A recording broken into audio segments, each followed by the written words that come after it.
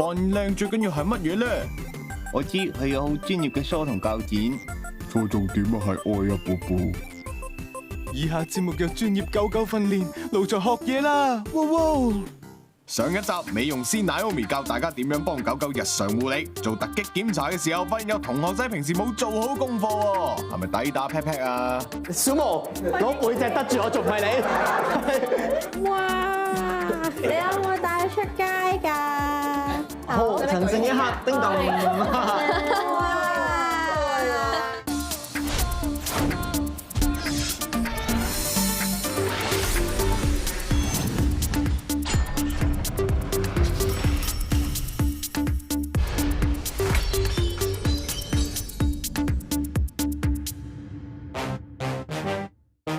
但係我其實覺得咧，即係除咗剪毛之外咧，梳毛都好緊要。咁但係其實我又想睇下咁多位同學仔，你平時喺屋企係點樣幫佢哋梳毛咧？有冇帶你哋個梳過嚟？哇！好專業啊！係啦，冇錯啦，但係導師啊，係即係佢哋有工具啫，但係佢哋未必真係梳得到啊嘛。你使唔使？咁要出嚟啦！驗測驗邊個好有自信先？邊個？毛毛，好啊，毛毛想睇毛毛。係啊，我想睇毛毛梳。平時要梳9個字嘅，係啦。咁平時都係會咁樣梳。係。因為其實咧，就算大力少少咧，佢都唔會 feel 到痛嘅，因為其實咧，中間係有3層毛喺度，有排都未。係啊，咁所以咧就係咁樣梳啦，之後就直接順住個心口再梳。佢咁樣梳毛，主人係慢面係啱㗎。咁但係咧可以再輕手啲。雖然佢唔似，係啊，我見佢個頭一隻腳雖然我佢背住我，但係我見到佢咁樣扯去後邊。係啊，冇錯，喺度變。怪之慢面45分鐘可以搞掂啦。拆嘅仲長啲時間㗎。要㗎。你諗下，Gary 都梳半個鐘啦，佢呢隻點會係45分鐘啫？關於暴力解決問題呢樣都唔係嘅，我係好理性嘅，我見用溝通去解決問題嘅。咁但係對於毛毛身上邊啲棘咧，真係得暴力去拆解嘅啫。其實佢係梳得好好㗎，但係咧係梳得好個表面。媽咪話咧，佢就係梳45分鐘，又或者可能再多啲時間啊，同佢再深層啲同佢梳毛啊。其實個底層裏邊咧，其實係仲有啲死毛喺裏邊㗎。如果你唔梳沖個底層嘅話，就好易毛管閉塞㗎啦。要去係不同方向，唔好順住一個位置去梳，咁先可以一嚿棘裏邊咧拆散晒佢，咁就一層一層梳。哇！咁我個力度咧，就唔會咁樣，係啦，就會温柔。OK， 係啊，就好似按摩咁樣，真係咁樣係同佢慢慢一層一層梳就 OK 㗎啦。好，你今日學完呢個手勢，你用3個鐘去幫毛梳，可能應該係要3個鐘。哦，原來係要咁温柔去梳個毛咧，真係令我意想不到。所以呢個都係今日學習到最重要嘅嘢。Sarah， 你要加油！希望下次我見到毛毛佢連底毛都可以冇結嘅。Naomi 啊，嗱，你平時咧幫咁多隻狗狗剪毛啦，或者係做咁多唔同嘅造型，有冇試過啲造型係你覺得啊好 proud of，覺得好特別嘅咧？啲客人咧有時會有啲大膽，或者係同我商討，其實呢個裝得唔得啊？試下咯，係點樣咧？佢係變咗個綿羊裝啊！係上邊咧係好 fluffy 嘅，但係將個四肢咧係撐住一個好短嘅個嘅效果，其實好得意啊！係試過方形啦，真係試過方形嘅，冇錯，栗子頭啦，係，我哋可以喺個背脊度整個心心啦，整個 3D cut 高肌好多都係後邊係心心㗎，係冇錯，係啊，咁你咧？佢啊，方形頭啊，栗子啊，方形啊。譬如將個頭係咪真係剪成正方形咧？我就有少少 concern啊，即係正方形係咪真係靚咧？如果我哋而家成個 pool 所有參賽者全部都話靚，得唔得？你想睇下其實係點樣嘅效果啫？因為你哋講完又唔使負責任嘅。我哋成日都會嫌阿 Miu 其實可以再放多啲，即係好似今日咁樣，我哋講開話啊 Gary，如果你整栗子頭啊，整4方形頭嘅時候，你見到阿 Miu 都仲有嗰一份抗拒，咁其實呢樣嘢我都依然係想希望阿 Miu 可以打開啲自己嘅內心，因為你唔打開自己嘅時候，其實你好難再去 explore 更加多嘅可能性。呢個可能性唔一定係佢個靚樣，可能係你同佢之間嘅互動，你同佢之間仲可以建立啲咩回憶咧咁。我哋都係嗰句啦，唔會真係將佢變成咁樣嘅，但係佢要願意俾佢試下先。老師 Miu 呢邊有問題。係啊，我想問下咧，因為有時幫佢夾夾咧，佢好容易就可以整甩啊自己，所以想睇下點樣可以夾得實啲，而佢又唔會唔舒服。不如你試下出去試下，我哋現場。同埋佢好煩咧，成日都會發脾氣嘅，係冇出去做寵物美容㗎啦。我諗幾年都係自己嚟嘅，咁但係我就算幫佢剪指甲咧，佢每一隻都咬我一啖嘅，差唔多。係咪細個有啲唔好嘅經歷啊？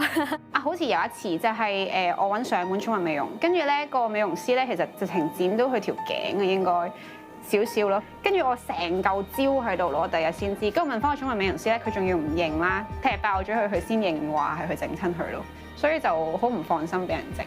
好，咁我而家幫咪咪試下紮嗰個夾仔先。夾咧，其實我係用韓式嘅，咁我會準備咗咧一張紙啦，喺個面嗰度咧攞少少毛啦，咁唔會太貼皮膚㗎，因為你如果唔係佢會好痛啊，咁佢唔會覺得痛嘅。咁我會對接啦，都係一樣 ，hold 住嗰個紙而去綁。好快好簡單啊！呢個方法咁就做到㗎啦，好靚喎，咩咩。好叻喎！真係冇反，平時我一夾完佢就會拎走咗啦。咪咪而家好滿意佢個造型，佢覺得自己好靚，佢不斷喺度笑咯。一紮咗邊之後就不斷喺度甜笑，好靚啊，好靚啊！其實我開頭見佢咧，其實佢係有脾氣啦，同埋都唔中意我掂佢。即刻緊張啊！即刻唔中意啦。咁但係今日咧，我竟然同佢紮到邊啊！可能佢知道係扮靚，所以啊好啦，我俾你整啦，整完之後就好靚嘅。今日連醫牙都冇醫過。平時用屋企嗰啲 A4 紙得唔得㗎咧 ？A4 size 嗰啲紙就太硬啦，咁可以用一啲喺 supermarket 可以買到嘅牛油紙啊，或薄身啲嘅。咁其實咧嗰個效果同埋軟硬度咧都會方便佢幫佢紮咯。大家可以幫佢試下。好啊，大家真係試下，咩咩？唔客氣。我想問下咧，因為佢屬於短毛㗎嘛，跟住我見過有啲人咧係會夾喺佢哋耳仔嗰度，其實係咪得唔得嘅咧？其實我啱啱個方法咧都可以做呢個效果㗎，我都有幫短毛狗做㗎。可以啊，真㗎？係啊，可唔可以示範？OK，話你想唔想變翻個女仔？係男仔嚟嘅。原來柴犬都可以夾夾㗎，即係我哋柴犬界咧，其實係好多媽媽咧都有個心願嘅。我自己都係，雖然佢係男仔，但我個心願就係咧，好希望幫佢夾嘅。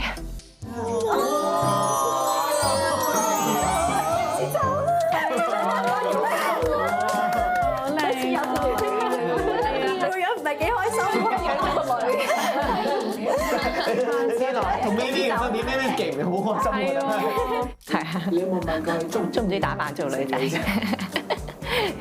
雖然話咧佢夾到夾啦，我覺得係一個天大嘅喜訊啦，係 miracle 啦。但係咧好多人啦，或者工作人員啦，或者佢嗰班同學仔咧，都同我反映就係覺得佢係懷疑緊狗身嘅，佢係不停攞隻手喺度撥咧，想擺脫呢一個狗身嘅命運啊！咁我覺得佢係完全又係符合到呢個 courage 勇氣嘅呢一個元素啊！希望咧到時評判咧喺呢啲位見到佢咁突出嘅表現去加分。相信咧今日咧大家學咗好多嘅寵物美容知識啦，都多謝 Naomi 今日教咗咁多我哋嘅小知識啊！係，我覺得要影一輯完美嘅靚相，當然你話手語一定係靚啦，但係靚嘅定義好多唔同㗎嘛。不過我覺得一個最基礎嘅定義就係健康就係靚。我覺得咧上呢2堂嘅美容堂咧對佢哋嚟講係非常之有用嘅，即係維持住佢模特兒嘅嗰種 charming 同埋 confident 之外咧，咁其實對佢哋日常護理都好有用嘅。你唔單止係即係對狗狗認識多咗啦，仲可以長期 keep 住去觀察佢每一個身體部位有冇出到問題啦，甚至係令到佢都冇咁驚咯。同埋美麗真係每一日都要 keep 住先至可以做到嗰件事。我諗佢哋今日應該學到好多嘢嘅。今日咧就嚟到12強，咁我見到大家都越嚟越有聲味，咁就希望大家加油啦！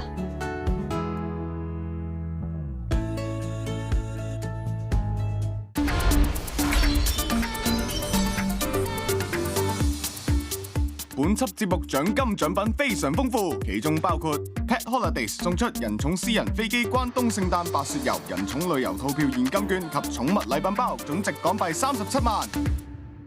仲記唔記得做超模最緊要有專注力同自信啊？學完扮靚係時候要學下多 training 嘅知識啦！哇！你哋使唔使咁自由奔放啊？當正係自己屋企咁。不過呢個地方又真係幾熟口面喎。casting 嗰陣係咪嚟過㗎？ Hello， 又嚟打攪你哋咧。唔好客氣，唔好打我哋啱啱先講緊咧，我哋之前 casting 嗰幾日咧，咪成日都喺呢度嘅，所以好熟呢度咧，好似屋企咁樣。哦，係啊，我哋特登營造到好似一個屋企咁嘅感覺啦。好多主人啊，出去旅行啊，或者公幹嘅時候咧，都會好放心擺喺呢度住咯。但係我想問下，其實一間寵物酒店咧，佢有啲乜嘢嘅即係標準同埋啲咩規定嘅咧？哦，其實我哋都好着重安全同埋衞生問題啦，所以我哋攞咗漁護署嗰個寵物寄養所牌照啦，亦都合乎政府標準嘅。我哋都會有24小時 CCTV 啊，亦都有24小時同事喺度睇住啊。哦，真係好安全喎。係啊，我都係喺主人嘅角度去出發啦，亦都係好想喺寵物嘅角度去令到佢哋俾多啲空間佢哋玩啊，等佢哋開心啲啊，唔好好似住劏房咁樣咯。所以咧，我哋呢度咧就係 set 咗10間 VIP 房啦。其實呢度咧有幾大啊？哦，呢度有5000幾尺咁大嘅，咁其實出面有個大草地啦，應該係市區裏邊其中一間最大嘅寵物酒店嚟嘅。 5000幾尺得10間 VIP 房咪，哇！個空間比例咪好大咯。佢住都幾嘆，仲好過人啊，我覺得。係啊。成幾千尺豪宅包晒場，嗱，你哋玩時玩啦，唔好玩錯個心啊！哇，邊個啲噗噗啊？執埋好啲手尾就去上堂啦喂！咁今次呢個超模訓練班咧，當然咧就有我哋嘅訓練師 Gary， 我哋嘅導師。 Gary 啊，你作為一個動物行為訓練師啦，其實你除咗狗之外，你仲訓練其他動物㗎喎。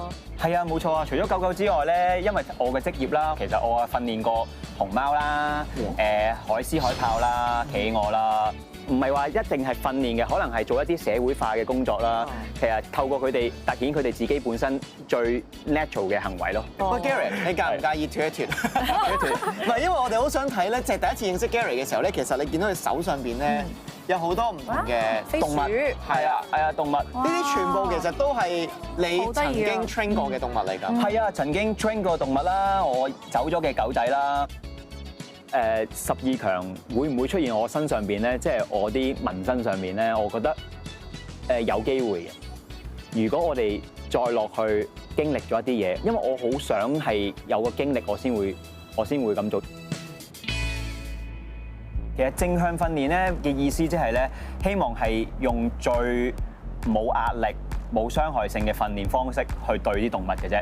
其實狗進行訓練咧係幫佢更加容易可以同人類一齊生活嘅啫。我唔希望係作為一個壓力，同埋我唔希望係所有嘢都係想控制佢哋嘅。正常嘅壓力咧係需要必定經過嘅。譬如可能有啲唐狗好驚一啲車啊，或者好驚人啊，咁冇理由佢驚呢啲我就完全唔俾佢去。不過我希望透過生活去慢慢去適應或者接受。唔係要佢強硬去接受。咁我 Gary 不如咁啦，即係我都知今日咧，你仲有一位你嘅拍檔同我哋教究竟點可以做到運動呢一樣嘢。係啊，我會請咗我自己隻狗仔。係啊，雖然佢會有少少 stress， 不過咧，我希望佢可能示範到一啲點樣去做一啲 stationing 嘅工作，for 翻呢個做超模。應該可能喺屋企你哋都要練習嘅一啲嘢，一啲小功課啦。好，咁我哋有請你嘅小助手阿祖。歡迎阿祖。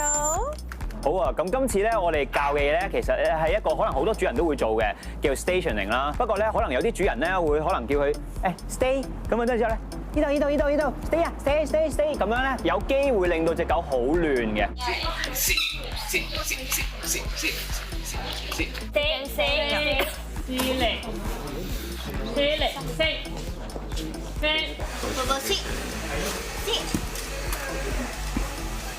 其實一個息路咧一次其實已經好夠㗎。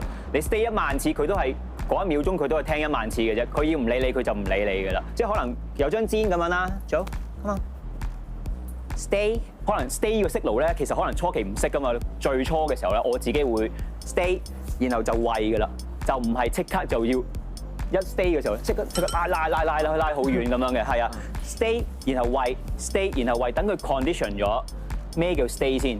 係啊，然後慢慢下一步咧，就係可能係個時間 stay yes， 咁我就再餵，係啊，然後就係距離啦 stay， 得然後先拉距離。其實時間就還時間，距離就還距離，千祈唔好 mix 埋一齊。呢樣嘢好緊要，要分拆晒唔同嘅嘢嘅。距離咧，其實你行緊過去都係一個 reinforcement 嚟嘅。yes， 咁行過去嘅時候咧，你就先再餵咧，咁係會好幫助到佢，就唔需要出 stay 咁樣，或者可能走得咗咧唔緊要，因為我一路同你講嘢，同佢有聯繫噶嘛。咁呢樣嘢我咪唔怪佢嘅，咁我哋再嚟過咯。同埋有啲主人係會停喺度啦，你自己停喺度，咁即係你同佢一齊停喺度，定係佢停喺度咧？咁呢樣嘢係好辛苦噶。我 stay 就係 stay 噶啦，咁我可能同佢傾偈 ，yes 嘅，咁我就會即刻會 reinforce 佢。好，咁我哋示範另一種嘢啦。呢個專門係設計俾 model 嘅，即係張氈佢可以咧自己轉噶嘛。可能有啲狗咧，你叫 stay 佢跟住轉啦。咁我台咧佢就冇得咁樣轉噶嘛。咁啊可以兩隻腳搭喺度，幾乎係 OK 唔緊要 stay。不過咧都係一樣 generalization 可以做到咧，佢搭呢個又得，搭一啲物件又得，搭嚿石又得。呢個係啱啱咧好好嘅。咁喺呢度嘅地方度，老細借俾我嘅，我哋就可以用下唔同嘅台做到唔同嘅嘢。OK， 走。咁佢就會可以咧，都係一樣去影相嘅時候咧，可以凸顯到佢自己個身體個嘢啦。咁呢個就係要靠主人去多加去 training 啦 ，reinforce 多啲，係啊，一樣用翻同樣一個 concept， 同個氈一樣嘅啫。我哋俾啲掌聲嚟做好唔好啊 ？Thank you。好啦，有冇嘢要問先呢一刻？係。我想問咧，即係因為譬如佢未試過呢一個咁樣擺兩隻腳仔喺前面高咗嘅位咧，咁我可唔可以用手幫佢？可以。呢個叫 modeling。咁 modeling 咧就係叫做唔係我自己 model 俾佢睇啦，即係我唔係自己咁上去啦。係啊，咁 modeling 咧就係咧意思係你要控制佢嘅手上去上邊，係都得，然後即刻就 reinforce 佢，係啊，又或者可能叫 loo 咧，就係可能利誘啊，係啊，喂呢度上嚟，係啦，咁樣食咗即刻就 reinforce 佢。不過 loo 咧一定要去到某個時間咧，你要 fail out 咗個食物嘅。我見到好多時候主人咧 keep 住都係用食物咧，即係等於咧我每次叫佢做嘢，我都揸住1000蚊紙喺度揈緊咁樣。呢個係個過程，你加咗佢有呢個行為之後，你就要 fail out 呢樣嘢。你就要跟住叫做咗呢樣嘢，你先再俾。好啦 ，Gary 同阿祖示範完咧，我哋請同學出嚟示範下啦。我哋先請 Fimi Gucci。Gucci 嗎 ？Good boy，OK，stay。一直都覺得咧 Gucci 係脫韁野馬嚟嘅，即係你定唔到佢嘅。就算第一次佢影宣傳相嘅時候係咁啱就到佢嗰個樣，所以咁有型啫。但係呢啲嘢未必有第二次噶嘛。stay。哇！覺得哦，犀利喎！但 Gucci 真係定咗好耐俾你，因為我覺得哇，突破咗我一直擔心緊佢嘅一件事喎。我冇諗過佢咁定嘅，真係。正常嘅情況下，佢應該係好活躍嘅，但係唔知點解喺個 moment 裏邊，佢竟然咁聽話，我都覺得有啲愕然。都幾 OK 喎，原來 Gucci 都。不如揾多個女同學出嚟試試啦 ，Shelby 同表弟。哇，擔架搞掂咗喎！哇，擔架搞掂咗喎！都有練過嘅，咁所以你見好快就可以引導到佢上個台度咁樣。不過本身佢都叫做相對穩定啦，咁就要教都好快教到。喺12位參賽者入邊咧，我想講下穩定性嗰一環啦，就係Silly 啦，反而我中意咧係啲嘢係唔好咁 perfect 嘅。呢組睇嚟有啲挑戰性啊，我覺得。係啊，係啦，輕輕俾輕輕我係啦，擺上嚟，請你輕輕，係。由零開始，佢唔識上嗰個嘢，點樣去街佢去，慢慢去 shape 出嚟個形狀咧。咁然後我自己啊，無論我自己或者個主人自己做咧，都有個成功感咯。我哋咧可以有一個方法咧，叫做 shaping 嘅。如果佢好 concern 呢嚿嘢，佢唔知係咩嚟嘅時候咧，我就要係希望佢要叫做脫敏呢嚿嘢先 ，desense 咗呢嚿嘢先。咁啊最好咧就係佢自己可能佢掂呢嚿嘢，然後我獎佢食嘢。係啊 ，yes， 係啊。即係可能好短時間，好難要佢咁樣即刻企上去嘅。不過起碼咧，佢而家知道我係冇特別叫佢嘅，係啊，佢自己選擇性嘅。總之佢一日唔掂你都唔俾。係啊，係啊，掂。Yes，係啊，我哋嘅主持都已經見到，因為佢眼望我都會收集，我都話多方面收集啊嘛。無論眼，佢肉體掂到，我都會令佢，我會獎佢。不斷咁收集範圍，我覺得呢個好有用。同埋當中嘅示範 Silly 就做到。係啊，成功做到。呢一種就係嗰種成功感，即係我覺得呢樣嘢係超級緊要嘅。即係我覺得我希望我繼續可以俾到啲狗仔呢個感覺，咁佢哋就會有信心，覺得每一件事都係 success 嘅。每一件事都 success 嘅，佢就好想再 try 再嘗試咯，係啊。而家開始咧係時候做啲針對性嘅訓練啦。我哋有請阿 Ken 同埋蘇打呢組先。咁佢慢熱少少嘅狗嚟嘅，多啲要 practice 咧對個鏡頭啦，或者係其他陌生人去 handle 佢嗰個嘢，俾我 hold 住佢啊。跟住然後咧，你叫佢 sit 啊嗰啲，你得唔得啊？蘇打 sit， 蘇打 sit sit sit。Yes good， 哇 yes。我係好 surprise 嘅，因為咧嗱平時即係可能大家都見到譬如sit 啊 stay 啊俾指令，佢會即刻聽嘅。咁但係今日只不過係 Gary Sir 就拉住條繩喺嗰邊，咁我係就喺隔離。但係竟然咁少嘅距離，我第一次嗌佢嘅時候，佢都要即係佢都 confuse， 即係我嗌到第2、3聲佢先至聽。原來佢真係好即係同我 bonding 好 strong 到一個位，會唔會係佢可能忽略咗其他人咧？我會再嚟多一次，係啊，今次咧就要你交俾我，係交隻狗俾我，然後咧我 hold 住佢。得㗎，佢如果肯留喺度咧，嗱咁樣 auto sit 喺度咧 ，yes， 我嘅 reinforcement 就係交翻俾個主人，係啊，因為佢一刻咧我餵佢食嘢，我諗佢應該都會掠翻出嚟嘅。咁如果可以嘅話咧，佢要有信心覺得，哦你冇欺騙我，只要我咧我自願咁樣 sit 喺度咧，我就可以過翻主人度。我哋再嚟多一次啊！我有時我好中意咧俾佢自己諗下嘢嘅，即係我如果每次都要 order 佢咧，冇意思嘅。呢啲 self control 嘅嘢係好緊要嘅。Yes， 係啊，我覺得平時如果真係生活上咁 strong 嘅 bonding 係 OK 嘅，咁但係如果佢哋嚟到即係超級模特兒啦，即係好多時都對住啲陌生嘅人啊影相或者 model 或者各樣嘢都好，哦原來用呢個方法咁樣做嘅話，佢就會放鬆啲，同埋佢就會容易啲接納啲其他人咁樣樣。第2組我哋請阿偉同 Jamie。其實一來咧，佢都16歲啦。如果真係要訓練佢嘅話咧，我諗都比較難啲嘅。其實我自己都嘗試過好多方法咧，叫佢唔好成日鬧人啊。你有冇啲咁嘅？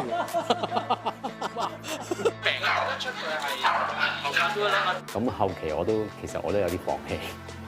其實吉娃娃啦，吉娃娃比較 sensitive 啲嘅，咁我覺得都好正常嘅。不過我唔想因為咁樣而 label 咗，哇！吉娃娃一定咁啊，我唔搞啦咁樣嘅。佢應該最 concern 可能係一啲人嘅，可能埋去 approach 佢啦。我哋就係用最 basic 嘅嘢，就係 conditioning。咁啦，通常我哋咧，如果佢緊張嘅狗啊，我就唔會直接去咁樣摸佢啦。去到嘅時候咧